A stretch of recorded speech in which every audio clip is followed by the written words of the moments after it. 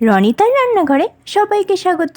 আজ বানাচ্ছি নিরামিষ পনির। আমরা তো অনেকেই পনির খেতে ভালোবাসি, আবার অনেকে পনির খেতে ভালোও বাসে না। যারা বাসে না তাদেরকে এভাবে একবার বানিয়ে দিয়ে দেখুন, আঙুল চেটে খাবে।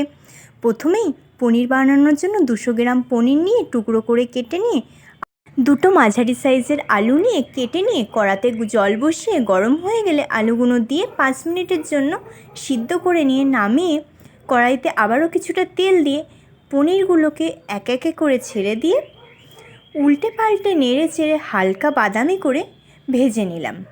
পনিরগুলো নামিয়ে রেখে সেই কড়াইতেই গোটা জিরে, তেজপাতা, শুকনো লঙ্কা ফোড়নে দিয়ে দিলাম আদা বাটা দিয়ে একটু নেড়ে চেড়ে টমেটো কুচি, চেরা কাঁচা পাকা লঙ্কা দিয়ে দিলাম। তারপরে দিলাম স্বাদ মতন লবণ, হলুদ গুঁড়ো, কাশ্মীরি লঙ্কার গুঁড়ো, জিরের গুঁড়ো দিয়ে ভালো করে জল ছিটে দিয়ে কষিয়ে নিলাম, যাতে টমেটোটাও নরম হয়ে যায় আর মশলার কাঁচা গন্ধটাও চলে যায়।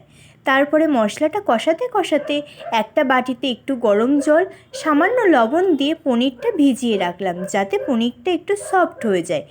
এদিকে আবার মশলাটা কষানো হয়ে গেলে, তেল ছেড়ে গেলে দিয়ে দিলাম সিদ্ধ করে রাখা আলু, সামান্য চিনি দিয়ে আবারও ভালো করে কষিয়ে নিয়ে একটু জল দিয়ে কষিয়ে নিলাম।